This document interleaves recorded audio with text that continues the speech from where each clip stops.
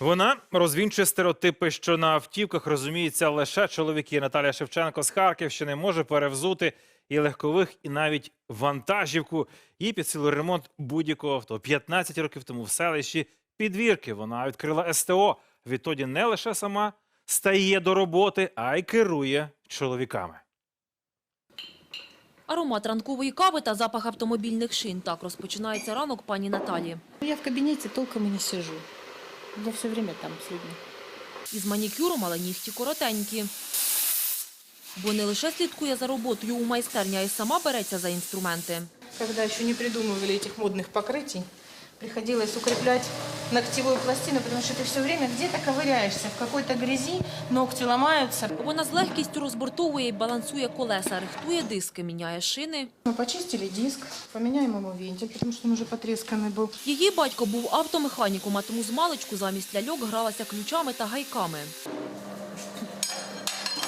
Наталя має дві освіти – технічну та фінансову. У 90-х вчила дітей математиці, але через мізерну зарплату пішла зі школи і відкрила власний шиномонтаж.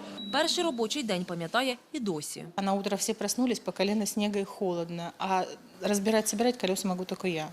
Еще не успели научить всех остальных.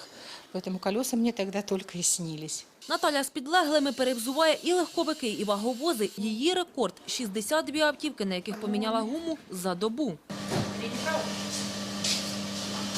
Когда работы много, когда очередь стоит, тут некогда даже она становится с нами вместе работает. І навіть взимку сюди їде одна автівка за іншою. Дехто і досі не перевзувся, хтось пошкодив диски, хтось пробив колесо. Вот это ваше недокачанное колесо.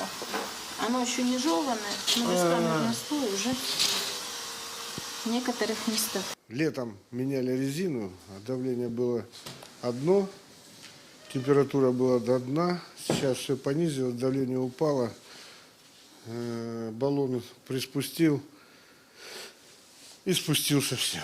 За 15 років вона має постійних клієнтів і чимало незвичних історій. Не лише з роботи, а й з життя. По дороге в Харьков на односторонке стоял грузовик. Остановилась. Я говорю, может вам помочь? Он на меня смотрит. Говорит, вы первый человек, который остановился. Я стою уже сутки. І почему-то остановилась женщина. Але більшість автомобілістів, каже Наталя, на її стать давно не зважають, бо ж для клієнтів передусім важливий професіоналізм. Юлія Семененко, Микола Щиров, Харківщина, Спецкор, 2+2.